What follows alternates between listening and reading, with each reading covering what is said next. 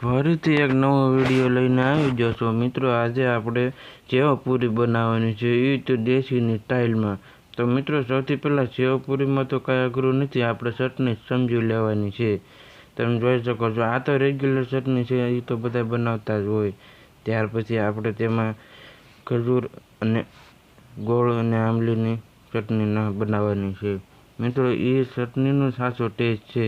તો ચટણીમાં મિત્રો તમે જોઈ શકો છો, મીઠું અને મરચું તે બધું નાખી દીધું હતું। પહેલાં બટાટા બાફી લીધા, તેને છાલ ઉતારીને સરખી રીતના ફેંદી નાખવાના છે। ફેંદાય છે ત્યાર પછી આપણે લીલી લસણવાળી ચટણી નાખવાની છે, ખાંડેલી। તે નખાઈ જાય ત્યાર પછી આપણે તેમાં મીઠું નાખીશું સ્વાદ અનુસાર। ત્યાર પછી તેમાં બાફેલા ચણા નાખીશું। મિત્રો આનો ટેસ્ટ જાણવા માટે આવી ઘરે ટ્રાય કરજો, આનો ટેસ્ટ એક નંબર આવે અને મોજ પડી જાય એવી બનવાની છે મિત્રો। ટમેટા કાપેલા નાખી દીધા છે, ત્યાર પછી કાપેલા કાંદા નાખી દીધા છે, એટલે કે ડુંગળી નાખી દીધી છે દેશી ભાષામાં કહું તો।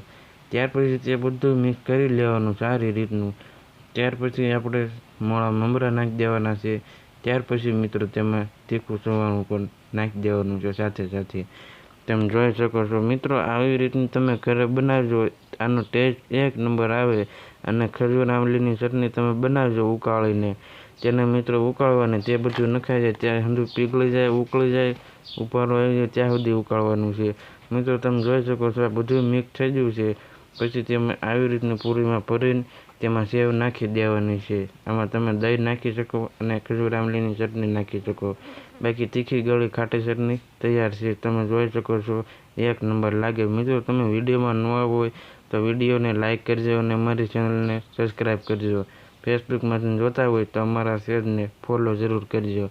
મળવી નવા વિડીયોમાં મિત્રો। તમે જોઈ શકો છો, કાંઈ ઘટે નહીં એવી બનાવી છે।